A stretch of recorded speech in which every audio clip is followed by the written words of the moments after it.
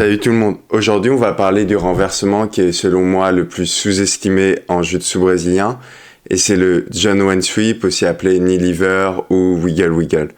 Donc vu de l'extérieur, ce renversement peut avoir l'air d'un renversement basique qu'on apprendrait en ceinture blanche et qui au final ne marche pas à bon niveau, mais au final c'est totalement faux. Et comme tu vas le voir dans cette vidéo, ce renversement qui peut avoir l'air simple à première vue, marche même dans un niveau de compétition élite. On a notamment vu de nombreux compétiteurs comme Joseph Chen, mais également Andy Murasaki, Kenan Duarte, Adam Wardynski, ou même Felipe Pena l'utiliser même au plus haut niveau de compétition.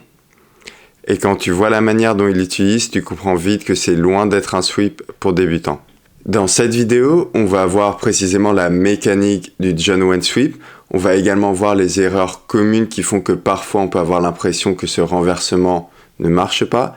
Et surtout, on va également voir comment intégrer ce renversement à des enchaînements ou des dilemmes offensifs qui font que ce renversement peut être efficace même au plus haut niveau. Et tout d'abord, petit fun fact pour ceux qui se demandent pourquoi on appelle le John Wayne Sweep ainsi. C'est tout simplement parce que ce mouvement rappelait à Renzo Gracie les bagarres des vieux westerns où les cow-boys se roulaient par terre en se battant. Donc au final, la mécanique du John Wayne Sweep est assez simple à comprendre et elle repose autour de 3 éléments clés. Le premier élément, c'est bien sûr le fait de contrôler le bras du côté où tu vas renverser ton adversaire.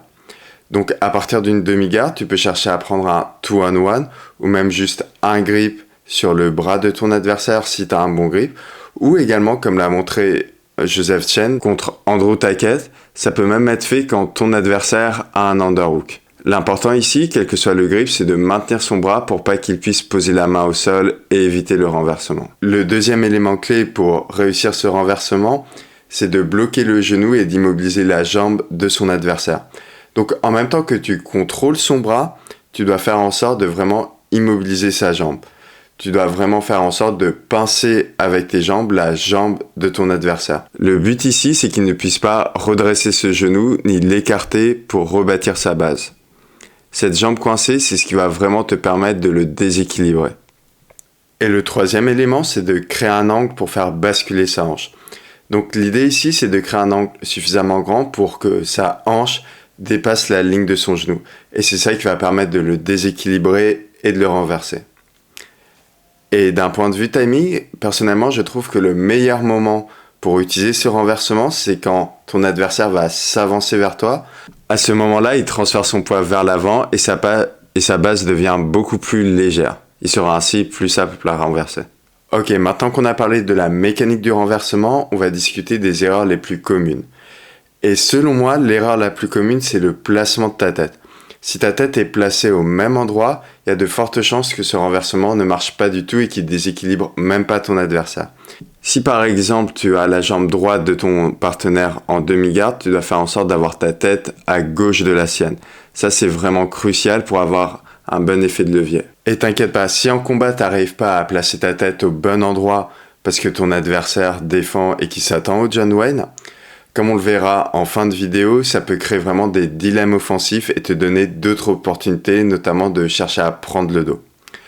La deuxième erreur la plus commune selon moi est le fait de ne pas pincer suffisamment la jambe de ton adversaire. Si tu laisses cette jambe libre, l'adversaire la remettra vite en appui et tu perds complètement ton renversement. Un autre point essentiel, tu dois absolument faire en sorte de bien lever tes hanches pendant le renversement.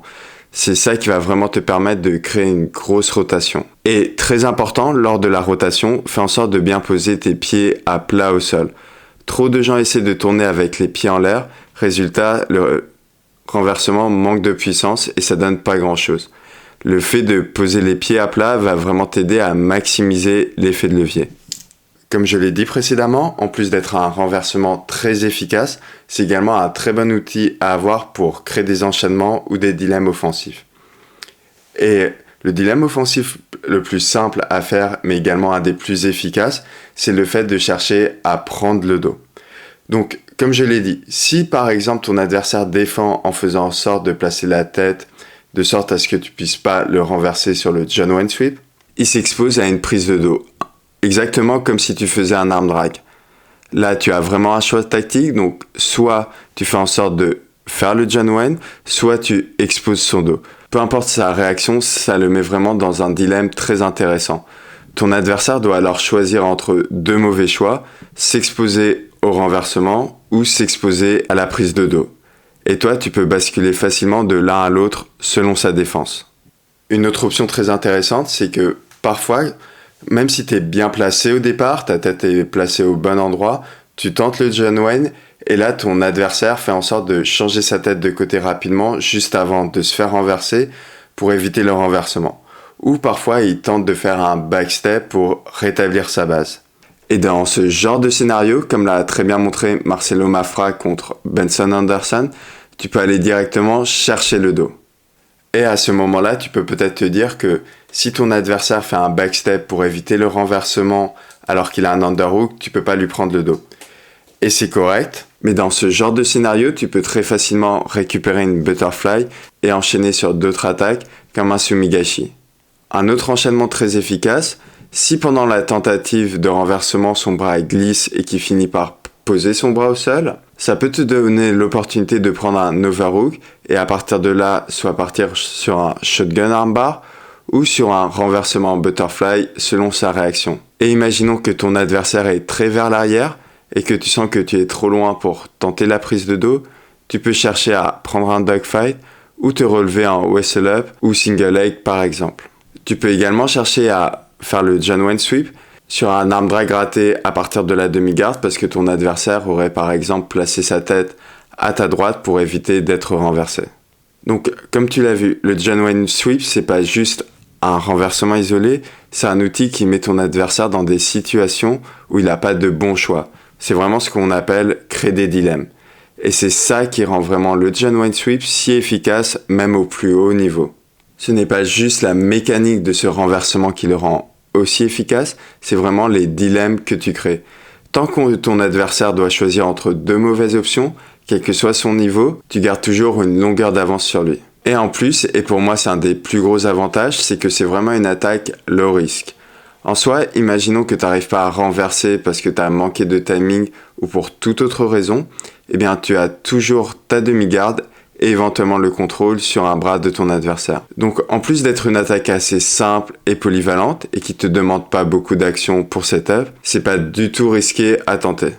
Donc voilà pour le Janwen sweep. Donc comme tu l'as vu, c'est un renversement qui peut avoir l'air très basique, mais au final c'est vraiment une arme très intéressante à avoir dans son arsenal pour créer des dilemmes offensifs.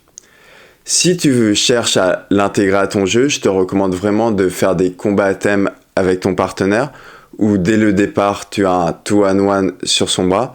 Comme ça, tu vas pouvoir expérimenter les différents enchaînements possibles et commencer à bien comprendre l'effet de levier que tu dois créer pour réussir ce renversement. Ou même en combat classique, tu peux chercher dès que tu as la demi-garde à prendre un 2-on-1 pour être sûr d'expérimenter au maximum ce renversement. En tout cas, si tu as aimé la vidéo, pense à liker, pense également à t'abonner à la chaîne pour soutenir la chaîne et l'aider à se développer. Pense également à commenter en me disant si personnellement tu utilises déjà le Janwen sweep, ce que tu penses de ce renversement. Tu peux également commenter en me disant quelle technique tu aimerais que j'analyse sur la chaîne. Tu peux me suivre sur Instagram, le nom du compte c'est Jonathan-IFT et je te dis à très bientôt.